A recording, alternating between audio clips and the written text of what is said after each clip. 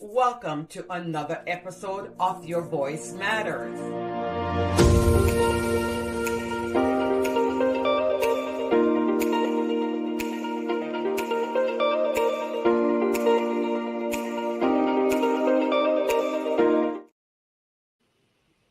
Hello and welcome to another episode of Your Voice Matter. I'm your girl Viv Cunningham with Preferred Real Estate Brokers selling the American dream here in Central Florida. So today's show, I'm going to have my dear friend that's going to be coming on. His name is Delvon Bulby Campbell. I am waiting for him to come on. He's going to be coming on soon. Hopefully he'll log in soon. But today I'm going to be here talking about his book that he wrote, Beyond My Smile. Beyond My Smile. So once he comes on, I'm going to be discussing that with him. But I hope everyone had a great Sunday. And today is a day to rejoice. But Beverly and I was talking about the bill that is coming on and going to be coming out July 1st, which is the SB 1718. So if you have not heard about that bill, I suggest that you read it and read it carefully and make sure that you understand what's going on in Florida, because there's a lot that's going to be going on in Florida. There's a lot that's going to be changing once this bill comes out with when it comes to immigration. And in Delvon's book, he was also talking about being a legal alien for a while, immigrant for a while. So, and then, a lot of us, we were all there because a lot of us come from a different country. This country is made up of immigrants. Whether you're coming from the east, coming from the west, you're coming from the north, you're coming from the south, we are all made up of immigrants. So this country was born an immigrant and it's built on immigrants. So this bill that is going to be coming out July 1st is SB 1718. And I'm going to be reading through it thoroughly. Bridget Bennett went over it last night with us.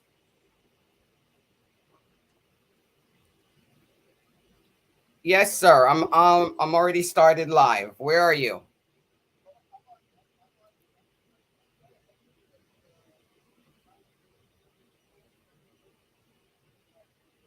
I don't see you though. I don't see you. I'm already started live and I don't see you. When you need to log in and try that link again. Because I don't see. If I see you, I will let you in. But right now we're live on the show and I don't see you to let you in. Let me see if I can share that link with you again.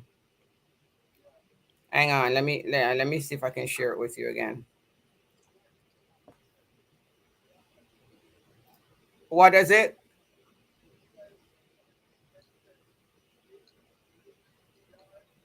Yeah, but you have to log in. The link that I sent you, you got to click. I sent you a link in the email. Please log in because right now I'm live. Okay. Log in from your email that I sent you. Yeah, the email I sent you, there was, let me send it back to you again. Let me see if I can.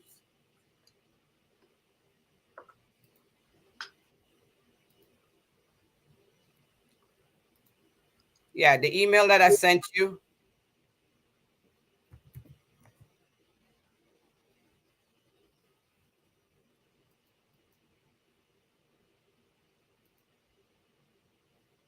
I just resent it back to you again. Okay.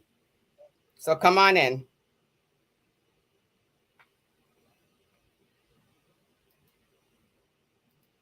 Okay, so Beverly, you and I was talking about this bill that we have to read it, and we were talking about this bill. It affects everyone. Oh yeah, absolutely. It's going to affect landlord. It's going to affect all of us when it comes to the housing market, because right now we Mhm. can already see how slow it is when it comes to building the construction. We were talking about who's going to be picking the oranges. We're going to be talking about Yes. who was going to be picking the vegetable. We're talking about all of that stuff, with this Mhm. bill that is coming out. And a lot of people don't really know about it. A lot of people don't really know about it, and they really needs to Yeah. know about it. So welcome, Delvon. Welcome. Can you hear me? Welcome, Delvon. I, I How are so you? so Good. Del, I'm going to introduce you in a little bit, but we were talking about the bill SB 1718. That's going to be coming out that Governor DeSantis signed into law. He signs it, and then it's going to be affecting us starting July 1st. So a lot of people don't understand the bill, but it needs to. We need to read it. It's 43-page long, and Beverly and I was talking about it's going to affect all of us because there's a lot of stuff that's inside of it. Whether it's building, they're building the houses, whether it's picking vegetables, things like that. A lot of the work are done by immigrants, and it's undocumented immigrants that a lot of the work is done by. So here a lot of them are going to go into hiding. Okay. They might not visit the hospitals anymore because of things like that, because they don't want to be caught. I was reading your book, and everyone, audience, I'm going to introduce Delvon Bulby Campbell. He has written the book Beyond My Smile, and we have a lot to talk about on that book, Beyond My Smile. thank you. So let's jump right in. We're going to be talking about that bill along with this because some of the things I read inside of your book, we want to address that, but I have a bunch of questions for you. When I read this book and I read it, I started reading it. It was last Monday I started reading it, and I finished it within a few hours, but I could not put the book down because if I put the book down, it's almost like I would lose the momentum of reading the book. So I read the whole book through, but let's jump right in. Go ahead and introduce yourself and introduce your book, and I have a whole bunch of questions for you. Okay, my name is Delvon Campbell, and I'm the author of Beyond My Smile. And the whole reason is I will commit myself to this book by trying to help those who have been in similar situations as I. The message is not to hang on to your past life with issues sometimes else created. It's done and gone. You have to focus on your own life by not repeating where you come from and rise above your adversities. Most importantly, don't waste your life being depressed over what someone else created. What you're doing is killing yourself slowly. You have to reverse the past and live positively, uh, and make sure you don't repeat that past to your children. Something I've seen happening to many instances today.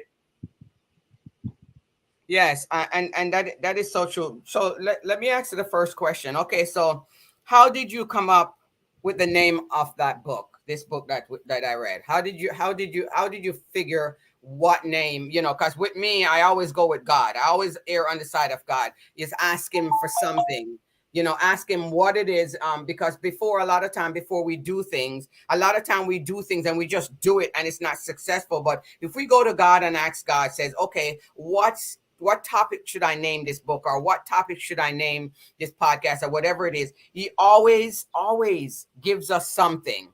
He always gives us something. So where did you come, how did this name come by, Beyond My Smile? Because I understand where it came from, because when I read this book, I understand totally what's going on, where because there was a lot that was going on behind your smile. So let's jump right in and say, okay, how did you come up with that name? Okay, I came up with that name because Title. I'm sorry. The title. Oh, okay. The title came up based on the articles that were written about me in the Jamaican paper, the Miami paper, and the British paper. Now, there is a lot of people who grew up with me at some point that didn't know that I went through all of this stuff. And all they saw was smiling, and I was always happy and things like that. So it was surprising to a lot of people after seeing that article. So, and that's what motivated me to come up with that actual name of the book. Wow, yeah, because that was, to me, that was pretty powerful. I'm going to start off on page 37. It says, talk about walking. It seems like when you were walking, I like that when you were talking about when you were walking and the shoes that you had on didn't fit you. It was like you said it was like 3 size smaller. Oh my goodness. Yes, so I lived in the countryside where it was. I mean, it was way back when we had no electricity. We had to use bottle torch to find our way. We had the water we use is from the river, and that's the era I'm coming from. And there were some people that I guess was a little bit better off, and whenever they had a hand me down, I would get it. They gave me a little patent leather shoes. I think it was supposed to be a 6, so it was a 3. And I squeezed my foot in that, and I had to walk like maybe over 6-7 miles from where I live to the church, and I was just walking, limping, and blistering. Wow, That's all I needed out of that. it's just amazing how in Jamaica we talk about you should wear your size. Because that's exactly what happens sometimes, where we squeeze ourselves in different clothes or different shoes that really, really doesn't fit us. So it was just amazing just to think that, but at least I guess I can say, I don't know if it was worse having the shoes or it was worse not having the shoes. I think it was worse not having the shoes. Okay. All right. So at least it worked out a little bit. So, Yeah. yeah. And let's talk about a little bit. I don't know if I'm going to hit on any sensitive areas in this book that you don't want to talk about, but you put it No. out there, so I'm going to ask the questions anyway. Okay. Now, you talked about what killed your father, your father. You did know your birth father, correct? No. Okay, all right. But did you never know him? Okay, so the father that you were talking about, what killed him, was it that adopted father? Yeah, that was the couple that I was giving away to. Okay. Yeah. Yeah, and then he was I don't remember. Did you say he drowned? Is that what happened to him? Okay, so his wife, she died when I was 1, and he drowned when I was 4 years old. Wow. And he fell in 100-foot drop, a hole called Lisbon, where the river ran from the mountains down and falls into that 100-foot drop.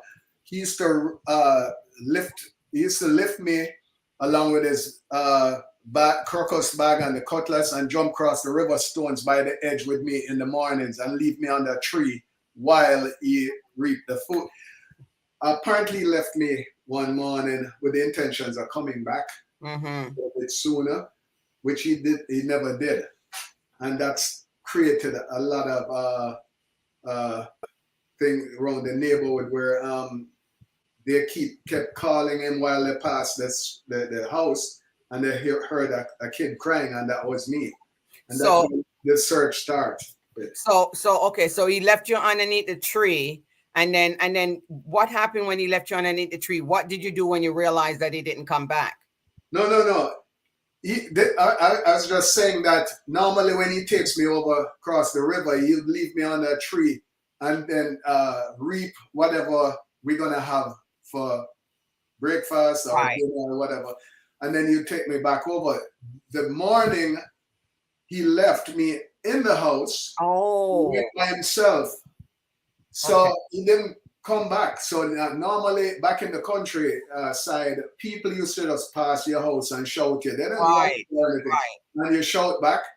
And they kept doing that. I heard people calling the name. I didn't know where he went, and I couldn't explain anything. I was 4 years old, and people heard me crying, so they decided to come and check out what's going on, and they found me alone and nobody else. And that's when the big search started in the hills, in the rivers and stuff like that. Right. But isn't that amazing just to think that he had that discernment of normally he brings you and leave you underneath the tree, and then this morning, the morning that he's not going to come back, he did not bring you. Isn't that something?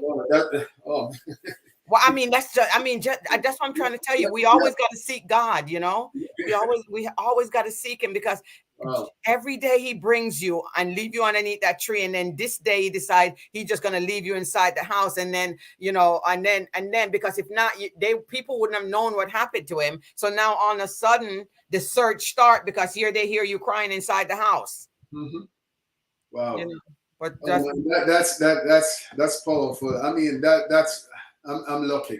yes, that's why I said that's powerful. A lot of time, we got to err on that side, and a lot of time we're disobedient when it comes to following God's wishes for our lives, and then He tells us things and we don't listen, and then we always blame God for things because we don't listen, because He tells us what to do. When we ask Him, He tells us exactly what to do. I was talking to Beverly before you got on. Beverly was talking that she just came back from a funeral, her niece funeral, and the niece, when she got down to the area, Fort Lauderdale area, the niece asked her if she could pray. And then she said, why didn't you tell me ahead of time? I would have prepared. But you know what, I told her, I said, you got it, girl, because God, she's just one of those natural Right. that all you got to do is tell her whatever is going on, and then she already knows what to pray. So she don't need to be prepared. But just saying that, your dad just left you inside the house instead of bringing you on, and instead of bringing you and leaving it on at that tree, and then all of a sudden the search starts, and then everything else start. But thank you for that explanation. But now let's get into a little bit about after that, what happened after that. So when they didn't find him, they did eventually find his body, right? Yes. On the third or fourth attempt, they went down 3 times there and came up empty-handed. That place, it was so deep. Right. And on the fourth time, I think what happened, I can remember somebody held me. A lot of people were at the edge of that place, and somebody held me, and everybody was looking down. And I remember seeing them pull him out, the guy that went down, pull him out of the river. And I remember that he had a big gash. I heard he could swim, but he hit his head on the rocks going down. Okay, right. And when he came up like this, his mouth was open and wide open, and I saw something jumped out of his mouth. And it turned out, they told me it was a mullet, because they used to catch the mullet down in to cook, Right, And, right. and from that day till now, I don't eat mullet. Oh my goodness. Wow. Yeah. That is like something. Let's talk a little bit about the beatings. Now, okay, so where did they take you to from that house when you were 4 years old? Who took care of you? Okay, so the sister of the lady, of the sister of the lady, she was in a different district called Richmond, St. Mary. And she was a domestic helper for the teacher, the headmaster of Zionel High School. So she worked for them as a domestic helper at the teacher's cottage. So she took me from Brennard and took me to that house, and that's where I stayed until those people retired and moved to Kingston. I had no idea what Kingston was, or I never heard of it before as a kid, And they retired and moved to Havendale, and that's where they took me.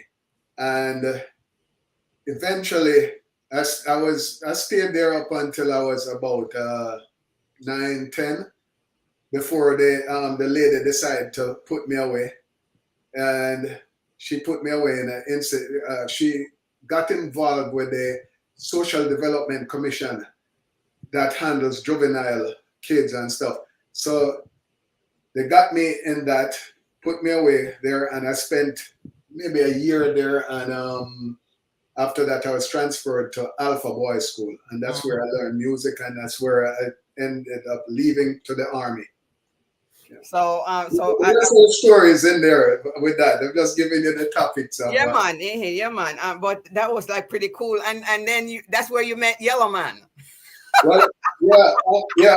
Something. If you notice in my book, I mention him, and I told him he's a guy who text me every morning, right? Mm-hmm. And I mentioned him because I didn't like what I saw at that time.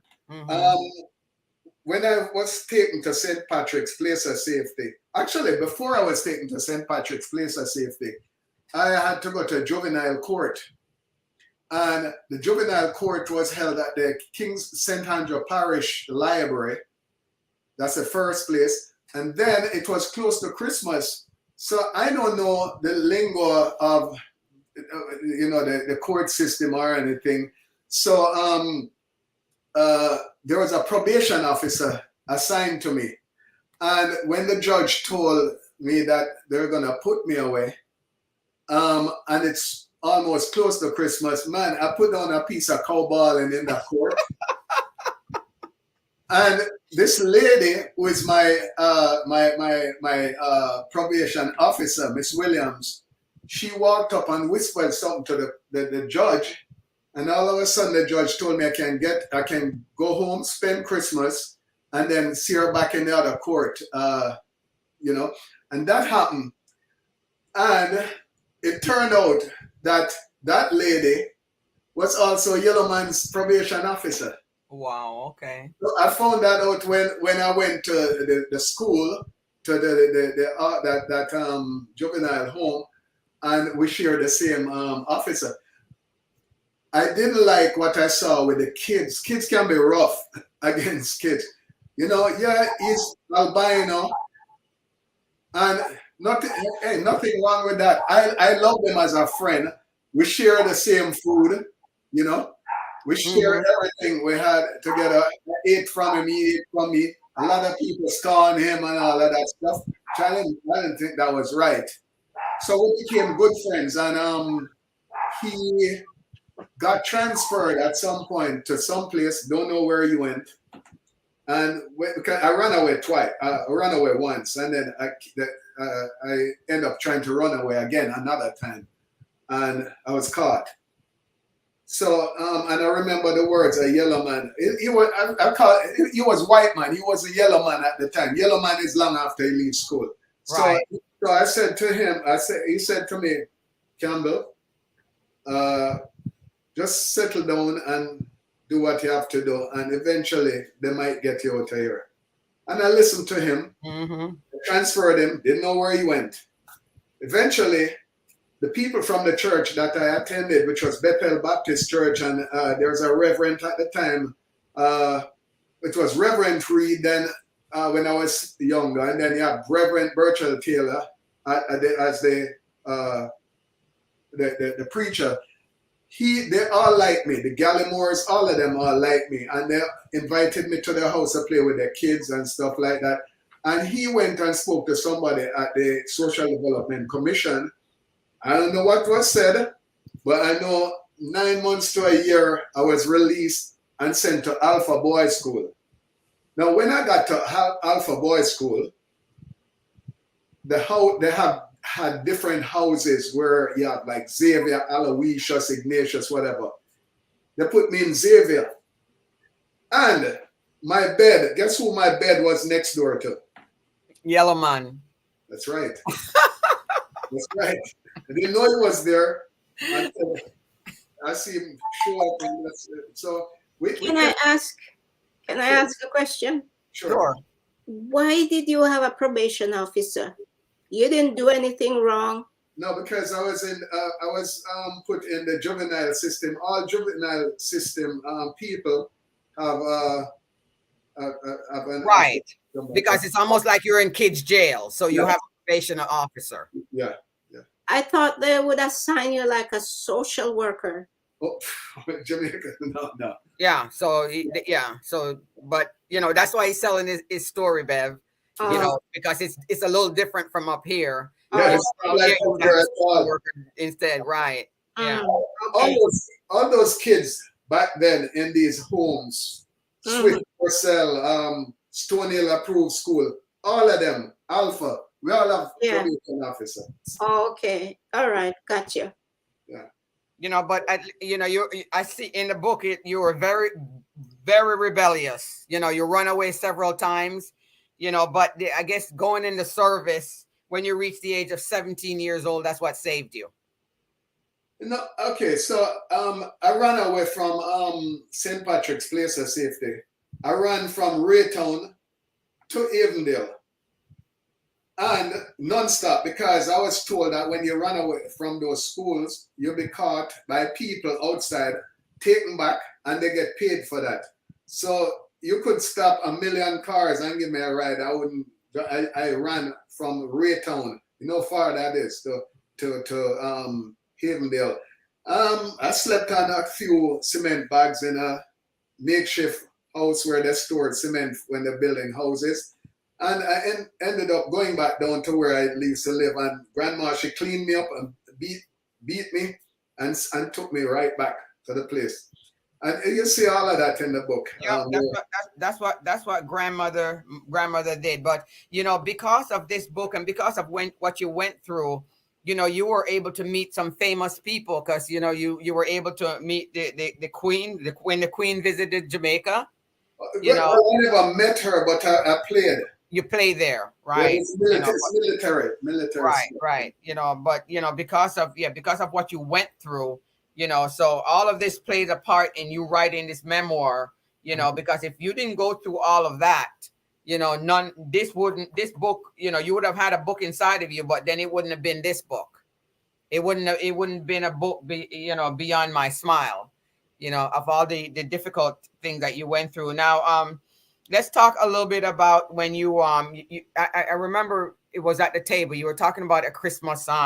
They were eating dinner at the table. The family was eating dinner at the table, and they asked you to go sit on the patio.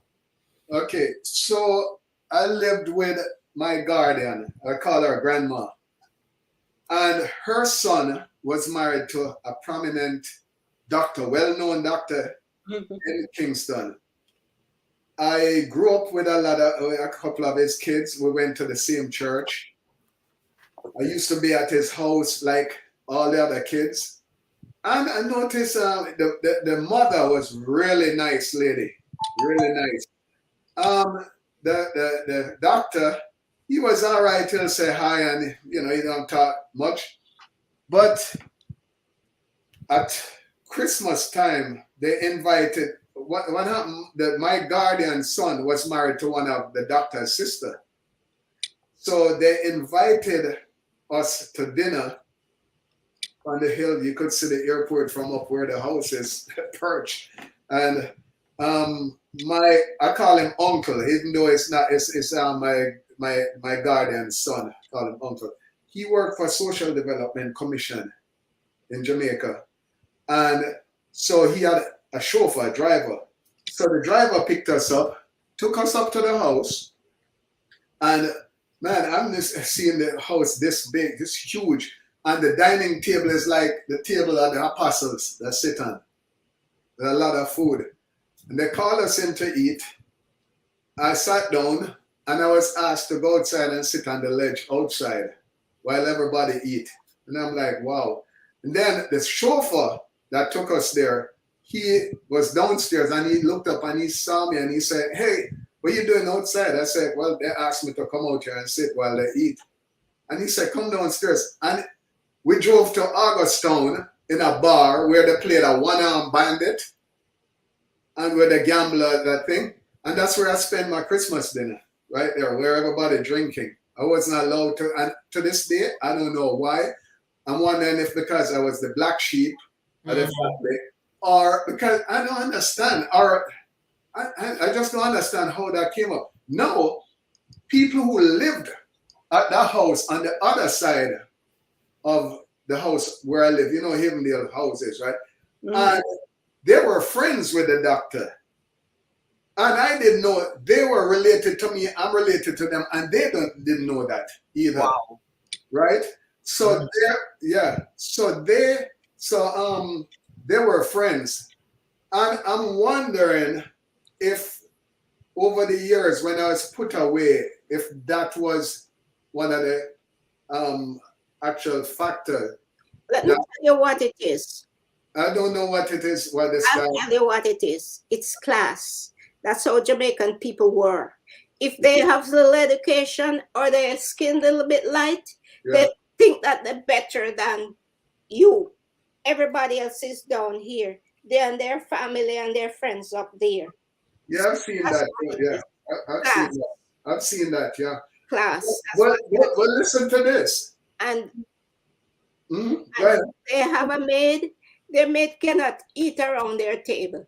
If we here in America have a maid, their maid still eat around the table with you. You don't think that you're better than them. Right. I You lived know? it. But in Jamaica, if you have a maid, no way you can eat around the table. And you can't eat the time when they're eating. You have to wait until they finish eating. You know, Right. That's right. it's I mean, I lived it. I and lived it's it. a bad That's it. thing. It's really a bad thing. Yeah. Because when you are in Christ, no, you nobody better than nobody. Nobody's better than no one. You know, Yeah. you But don't when you look know. back at it, and you see the person cooking your food and you behave like that, you don't want to do that Exactly. easily. They can put things in your food. Yeah. You eat it. It wasn't like Watch that this then. movie. They help. Make sure you watch it. Yeah, Mhm. it wasn't like that then, but It nowadays was like you that. couldn't do Then that. people You- spit in your food because I've gone on cruise and I heard that Yeah. when you not be kind to the waiters Yeah. Oh and yeah. you ask for things that can Well, conceal your let's spit in your thing. well, I well. Let's talk a remember, little. Let's talk a little bit about the cruise because Delvon, you worked on quite a few quick cruise ships, so you know about that. yeah. Yeah.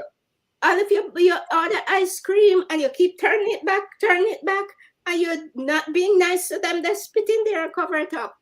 That's something I know Yeah. I've because I heard was those told stories. by somebody who did it.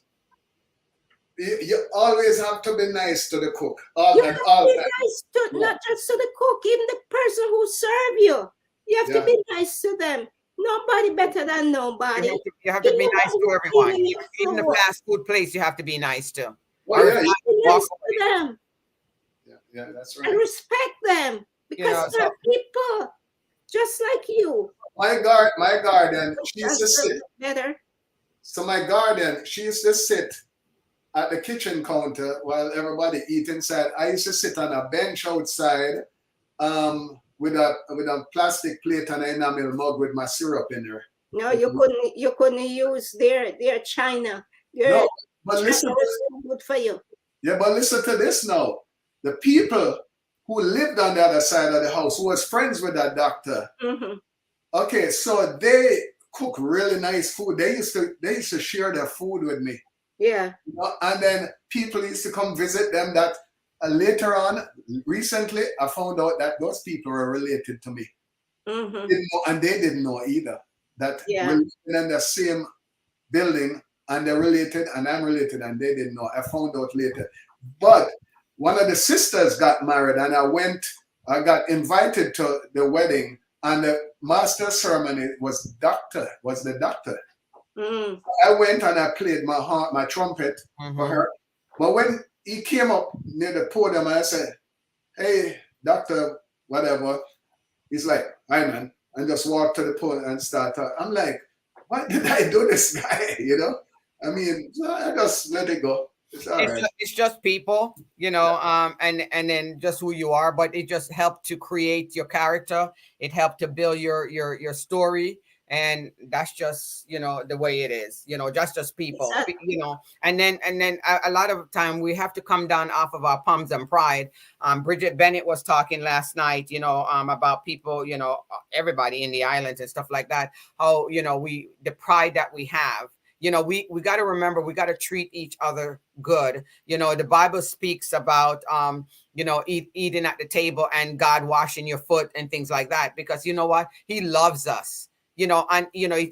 Pastor was talking today about loving your neighbor. A lot of people don't know how to love your neighbor. Because it's ordained, you're supposed to do it. Okay, it's something mandatory that it says love your neighbor as you love yourself. Mm-hmm. And a lot of us, because sometimes we get a little bit of clout or something like that, or we get a little bit of promotion, our head gets so big that we end up treating people bad, and badly. But let's we were talking about illegal aliens, and I know that you have that Let me inside. just ask one question before you go to that. Go Let ahead. me just say something. Okay. God was plotting your future. If you read the story about Joseph, basically it's almost word for word. You know, they sold off Joseph. You were in a Mhm. comfortable place until your father died. Joseph's brothers sold him to a man, he became a slave, but God was with him. God was with you from the day you were born, and he gave you a testimony. Yep, Your testimony is the book. that's it. And So don't regret anything. oh, You know, think about it as your growth. It's Yeah, no, your I, growth. yeah, I have not looked back. you know, Yes, it's no, your no, growth, no regrets. your testimony. And that's why you're here You today. know, That's why you're right? writing. That's why you wrote that book, because no yeah. regrets. Your You're testimony right. And is word. you are an overcomer. Yeah, If you don't see that for yourself, you are an overcomer. yeah, You overcome all the obstacles yeah. that you went through. You Yeah. overcome Yeah, them you and you are come out overcome. triumphant. So all you have to do, praise God now. Right. Praise Him. Hey, Praise Him for your testimony. Praise Him for the pathway that you traveled yeah, to reach the height where you are now. That's yeah, right. That's So, right. yeah. amen. Amen. So That- let's talk a little bit about being an illegal immigrant. So Bridget Bennett came and she talked to the Caribbean Association last night, and she talked to us for about an hour and a half. And Governor DeSantis has this bill called SB 1718 that's coming, and it's going to take effect July 1st. It's 43 pages on the bill. Do you hear anything about it? Know anything about that bill? Because if you don't, please, when you finish this week, look it up and read it, because it's going to affect all of us, because you were there once, even though you're not there now. You were there once. Let's talk a little bit about being an illegal immigrant. How did you feel? How did you get out of that? How you were bouncing back and forth from cruise ship to cruise ship. You lived in Miami. You find your relative in Miami, and that's why you end up finding a lot of your family members, because you were living in Miami, and you walk into the store and all of a sudden somebody said you look like them. Let's talk a little bit about that. yeah, but that came 53 years later. Mm-hmm. Yeah, so my family just found me 2014. I didn't even know they exist. So that's way 53 years after. Mm-hmm. Um, when I used to work for the U.S. Embassy, admin assistant down there, and That's how I got my first visa. And eventually, when I left, I was trying to pursue an acting career. I used to do TV commercials in Jamaica and stuff like that. And I decided, man, film industry.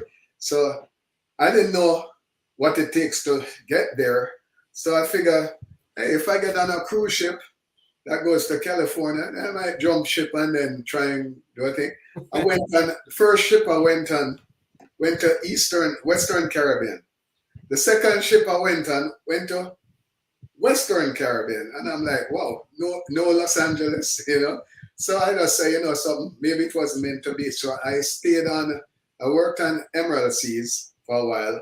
Then I jumped ship and worked on Carnival Celebration for a while. Then I got off of there and I started staying with friends in the US and, a little bit over the time that I should. But I had a few friends in immigration in Jamaica when you could do certain things, could get like if they tell you you got to stay 3 months in the country, it's kind of a little bit overstay my time. But I got down and got me re-stamped, like back stamped. So, I had that going for me. Nowadays, you can't do that. Mm-hmm. Those things don't exist no more, So that's the way I got around that. And eventually, when I decided to stay in the US, I couldn't go back home for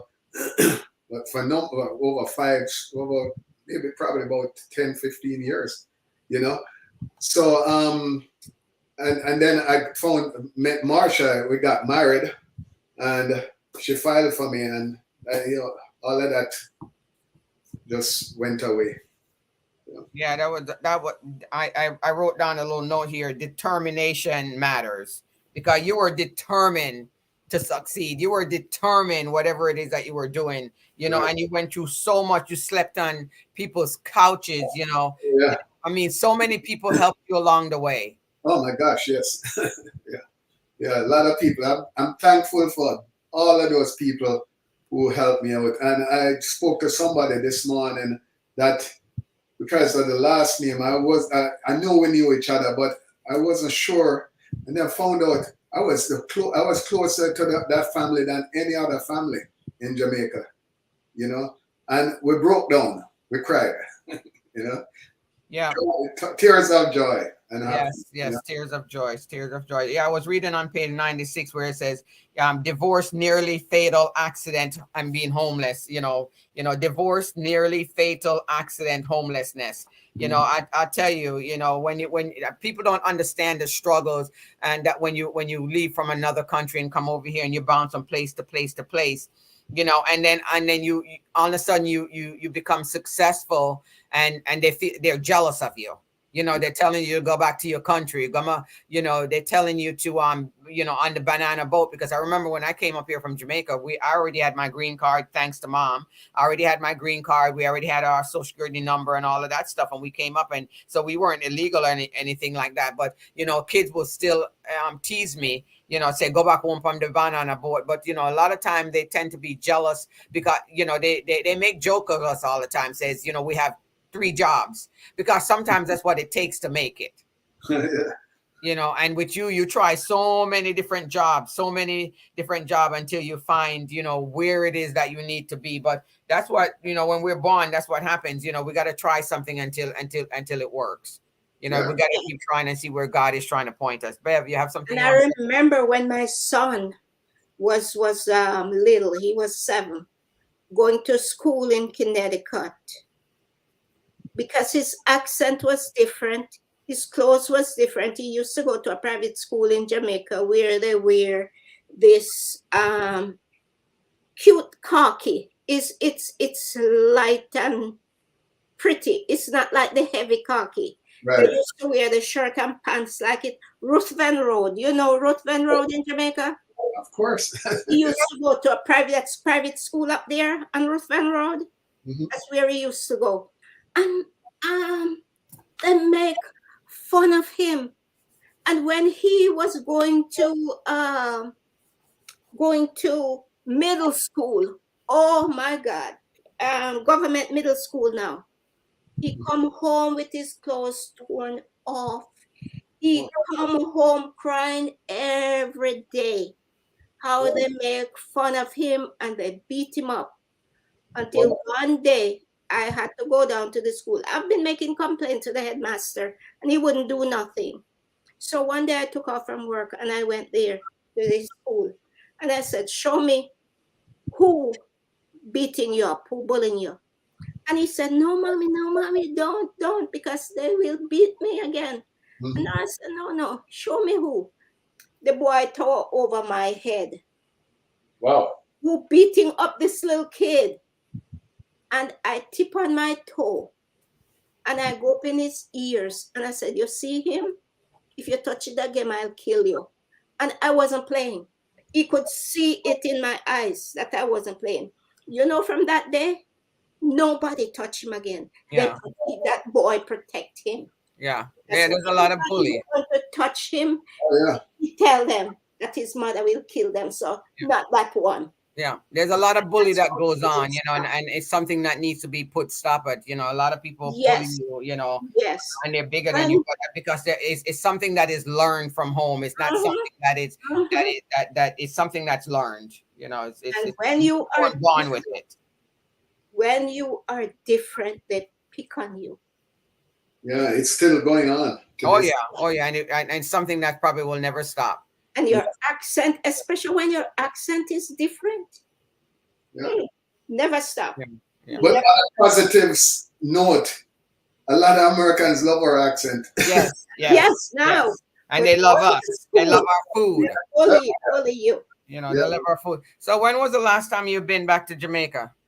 Uh, 2014 was the last time I went back. They found no, actually, yeah, they found me 2014, Mm-hmm. and I went back down 2014 before the year was done, and for a bicycle ride from Negril to Mm, Port Antonio. So that's the last time. Yeah. okay. Now those orphanage that you stayed in, are they still open out there in Jamaica?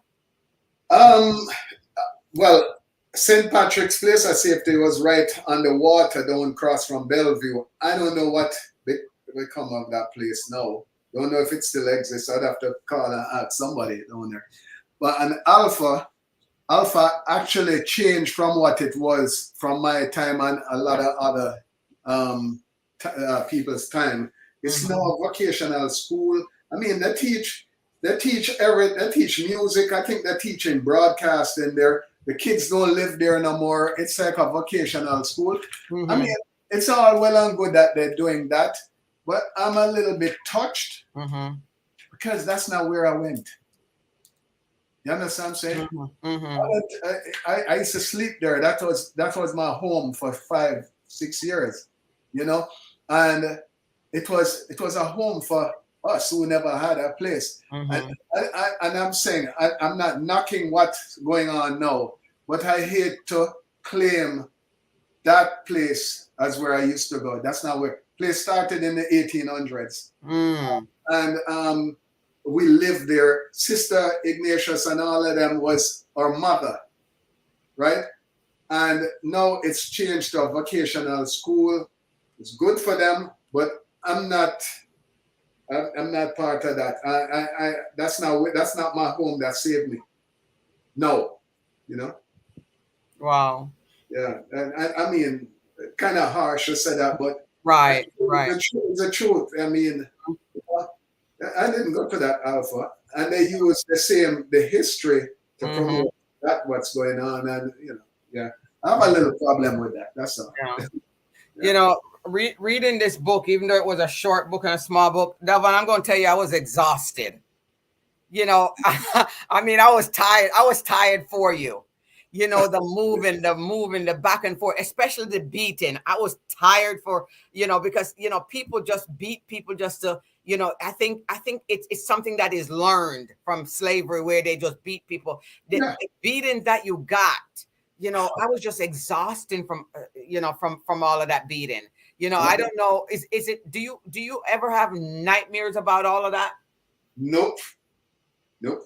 They, actually, um, out of all the beatings I've gotten, uh, two of them I think wasn't. I mean, I got beaten for not to play, just to play with the kids in the neighborhood and stuff like that, and a lot of them were afraid to even call my name and let an adult inside hear.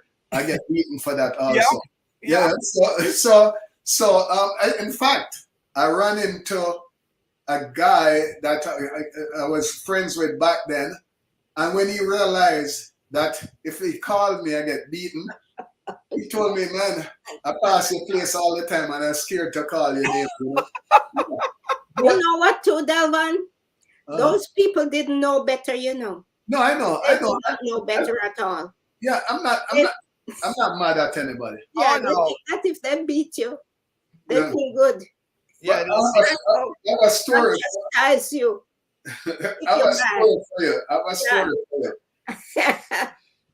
That beat. Okay, so when I was at I got two of the worst beaten in life. I mean, one that split my skull open, right? Oh I no, mean, that's a severe beating. Mm-hmm. yeah. Well, the thing is, a lot of anger. I Mm-hmm. mean, I start getting beating with a whip from the willow tree. That beat me so much till it broke off this small in grandma's hand. So I head for the door, and as I touched the doorknob, I felt my back get warm, and it's Mm-hmm. nothing but blood. It was Wow. my skull opened up with a double belt buckle. Oh Wow. no. You're right. So that I think was a little bit too excessive. Mm-hmm. Yeah, You that know, one is. I mean, all the other beatings weren't warranted, but that one particularly was not warranted. You know, it's anger. And guess what? She did it. People I think I'm crazy, but she did it out of love because she was trying to protect me. Yeah. But that's how they got. That's how somebody she got where she got beating also, and somebody beat whoever beat her. Mhm. So it's like the same Yeah, thing. learned behavior. Right.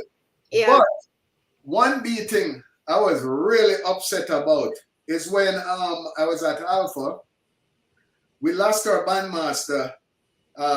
His name was Ron Wilson, trombone player, and he played a very popular song that every Jamaican know. But he went away to New York. He went to Berkeley School of Music, and we had no bandmaster. So we had one guy who used to be a student of Alpha. He's a big journalist at the Gleaner. He used to come and take band practice. Then you have guys from the military band. That's ex-Alpha boys used to come take the band till that kind of phase out. So they end up putting us in different trade shops. First trade shop I went into was the electrical shop. Then the instructor first that wanna what's the word is break you in. They tried to have me touch something to get shocked. Well, I asked sister, I said, I don't want to do electrical. To this day, I know I'm scared to change a bulb from that day.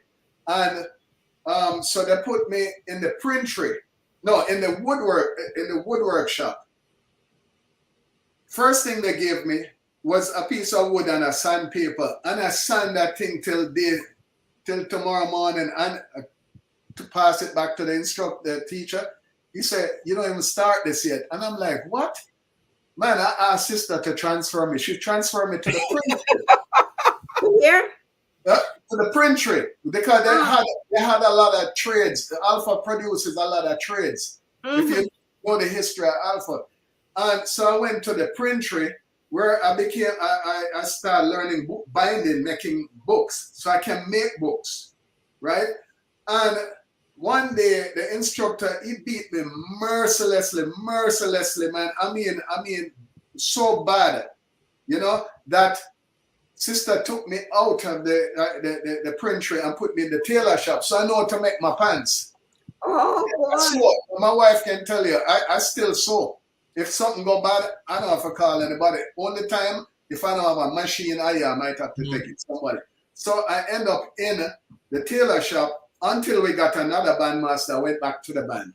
But this guy that beat me in the printery, I believe you me, I said, man, I'm going to join the army and I'm going to come back for this guy. Yeah, I took that seriously. I was want to come back for this guy. But when I went army and I went to Newcastle training and the training hit me, I forget all about him. I forget right away. I said, no. He's all right. He's all right. The training up there, man, I forget about all who did me stuff. it was that bad. Well, the training was vigorous, man. So I said, man, you know something? None of those people worth it. So guess what? I just trained, became a soldier, and that's it. 6 years in the Jamaica Regiment Band. Awesome. Well, you have a good story. Yeah. You have a great story. Thank you. Yeah, I got to read your book, man. A couple more things. So I'm gonna laugh, but I'm gonna ask you this before I let you talk a little bit about Marsha. On page 132 in your book, you talk about Duppy. Oh my gosh. Duppy. Let's talk about Duppy. What is a Duppy? I can only tell you what I heard when I was a kid. The Duppy is a ghost. And, you know, and the thing is, we lived in the woods. I mean, you know, and yeah, some people had graves in the front yard, people buried there. Let me tell you couldn't catch, not even your saying could catch me when I reached the apartment, because I'm scared of the Duppy, the ghost, whatever they tell me. They fed a lot of stuff to you as a kid. And in your adult life, you might not really 100% believe it, but there's a little thing in the mind that say, you know, I don't want to find out that there might be something going on there, you know. So that's what happened, you know. I scared them to teach you something else about the man in the black car that call you over with a lollipop and then rip your heart out, the black heart man. I see a black car, they ain't catching me. Yeah. My brother laughed at me when I told him that when I was in Kingston going to school, there was a bread van and it had two wheels in the back and one in the front, and it was going around asking for Mr. Brown. And he talked about, no, you never saw anything like that, you know. But we did. We saw it. I remember this. They closed the school gate, and we ran in the bathroom and hide. He's telling me, talking about, that's not true. That's not true. But I saw it. Well, I experienced that, the three-wheel coffin with the crow on top of it. Yes, exactly. And the crow on a bow tie, and it says, it run over the guy's foot, and it says, sorry, now you are looking for is Mr. Brown. Mr. Brown. That is true. You saw that? No, hold on. I was in St. Richard's Primary when that happened, right? And the place just got gloomy, and they sent us home. They sent that home. Really happened? Yes, I'm telling you. I can't say it happened for real. People have pictures with the three-wheel coffin at gas stations. I think that's doctored. I don't know. I don't know. But at the time, at our age, we don't want to find out. So I see people, I ran in a crowd behind people. That's how they saw it. And when we reached to the spot where they said they saw it, I never say anything. So I think that was some fictitious. I think it's fable. It was some fictitious thing that happened. But fictitious thing that happens. Yeah, but I saw it. It created a big. See it in a movie. Yes. But well, we never even know about movie that time. But the thing is, it really locked down a lot of schools. When I lived at Bard Avenue then, and then when we went home, we scared to leave the house and stuff like that. So we're running from something we don't know about. We don't even know if it exists. We just hear what people are saying. I know that it exists because, just like I said, I saw it. I was just coming back from lunch. You saw it? I saw it. I was just coming back from lunch, and then all of a sudden, I reached to the school gate, and then the two wheels in the back, and it was black. I don't remember if there was a Jonko on top of it, but the one wheel in the front, and it says, "Excuse me, do you know where Mr. Brown is?" And then that's when the school master closed the gate and tell us to run in the bathroom, and we run in the bathroom and hide. My brother keep telling me, "No, you never saw anything like that," but I said, "Yes, I did. I saw it." A lot of people said they saw it that I was running with also, and I'm yet to see it. I didn't see anything, but don't get me wrong, I was scared still.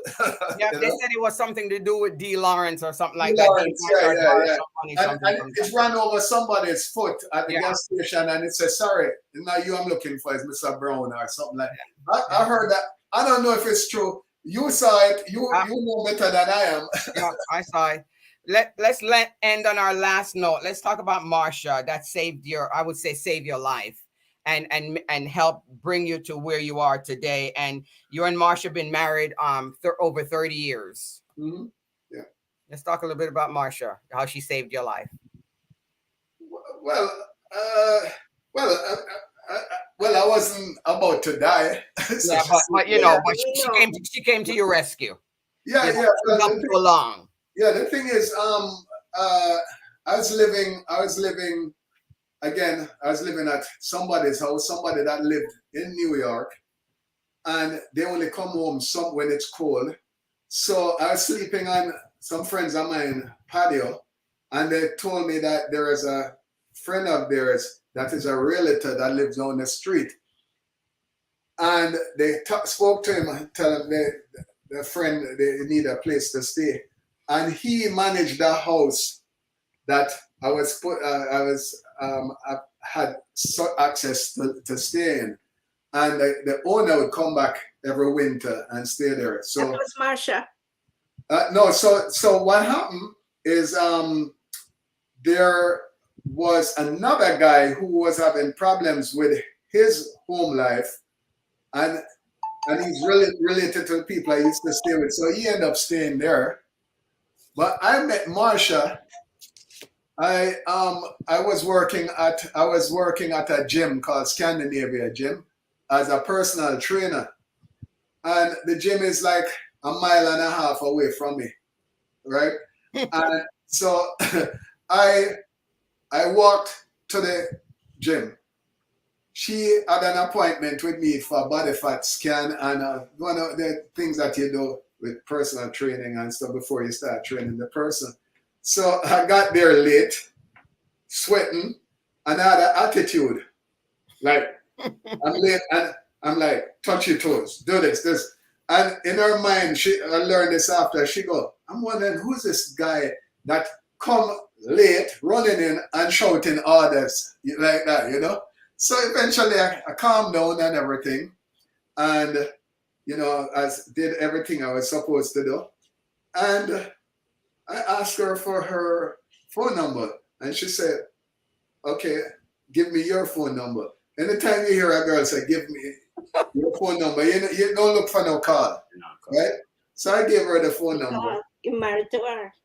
Yeah, gave her, eventually, I forget about everything.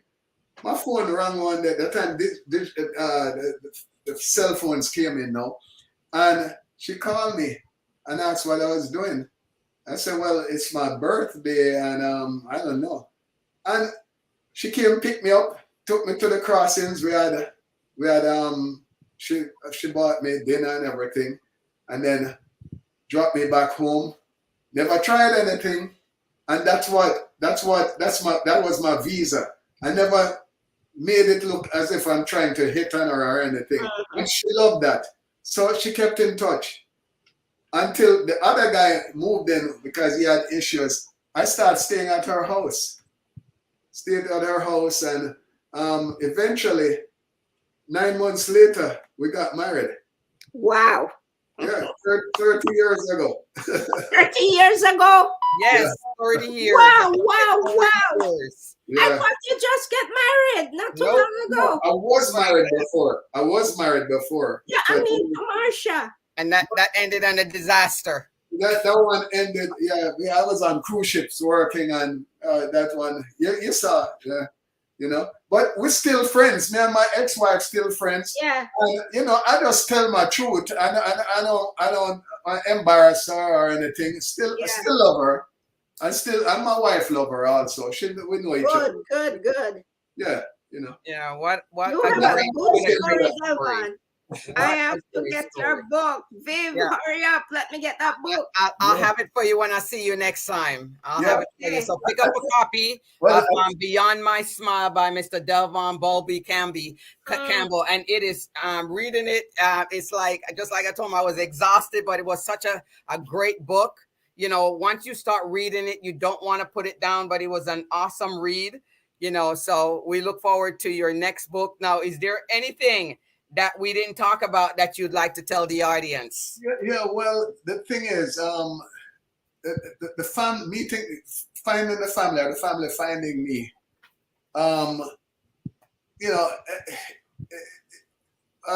The story. I wasn't going to write a book or anything, but before I'd forgotten this. That before Barbara Walters died, I was talking to her on the phone. And she wanted to interview somebody that was famous. And she called me and, I was about to, get the person for her. And that's when somebody, I think was the Egyptian president or somebody, got shot, or maybe Israel got killed. And that killed every interview from what she wanted to do with this person.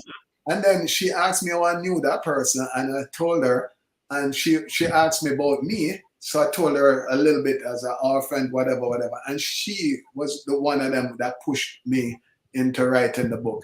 And then when the family found me, I decided I'm gonna do the book. And that's from Barbara. To Steve Harvey, you may just be on his show. Steve, yeah, I met him in Jamaica. They used to keep a golf tournament down in Jamaica. So yeah. Send one of your book to him. I will. That's your story. Yeah. Your story is one of a kind. Yep, it's a great story, Just and like Joseph. It's yeah, just like Joseph. God was just preparing you. yeah, Yeah. he was, but Mm-hmm. I thank you. That you explained a lot of the questions that I had, and telling your story is what it's all about. Telling your story. It is a great day. I'm glad that I know you. We're relative, and it is awesome. I'm in awe. I'm in awe of what you go through. I don't know if any ladies would be able to go through that and survive, but you survive all of it. You survive, and then you were also a while back in almost a fatal bike accident that was here in Claremont that you were here airlifted to the hospital, but and I followed that as well. But I am so glad that that you're here today telling your story and you're fine, and you see how God protects you and He watches over you. He was not ready for you yet. Right. When He's ready for you, will take you because you went through so much with that accident. Right. Yeah, He was writing your story. Yep. God was writing your story. Yep. All you need to do There's now nothing is about that. That's true. You're right. That's all it. you have to do is serve Him now. That's Serve it. Him. Yep. Praise. Hey, let me tell you something. I grew up in Seventh-day Adventist. That's where I start. I ended up in Anglican, Catholic. I went to 5 different churches. Three churches in one day. Bethany Baptist. Then I go to Bethany Gospel. Bethany. This one on Constant Spring, right by Merle Grove there. Because the people I lived with, they all were Christian. But going to church, Delvon, does not save you. I know, but what I'm saying is that these people were staunch Christians. That's why I wasn't allowed to go anywhere. I lived in the church, and people are really nice to me and everything. Yeah, so, but did you accept Christ as your personal savior? Did you? I was baptized. Baptized doesn't save you either. But I think I'm saved because I don't do it. I love everybody, and I'm did you accept Christ in your heart? That's what she's asking. That doesn't save you. Well, you might have to tell me how I go about that, but I know. All right, one day when I bring over my dog. Yeah, I was trying to do. Yeah, you might have to tell me how that works. Yes, all you have to do is yep. You're It such says, a I good accept person. Christ into You my have heart. to. Yeah. I just live my life trying to do everything right. Yeah, that's a good thing. That's a good thing. Yeah, that doesn't bring you to heaven. Right. Yeah, you have to accept Him and know that He's Lord. Your Lord and Savior. Yeah. I'll show you how to do that. Yeah. Don't worry. What a great conversation. Beverly, you have a little gentleman in your background. Who is that right there? That's Colin's son. Oh, okay. Colin, come here. Yeah, okay. Well, hi, Colin. I invited him to come and listen to this great story too. Okay, that's great. When I got up and mute, I went to the door to get them. Hi, Colin. How are you? How are you doing? I'm good. Bend down so we can see you. There you go. You're a good-looking dude. Thank you. Thanks. Hello, sir. She hear me talk about you. If you ever want to come on the show, just let me know. Okay.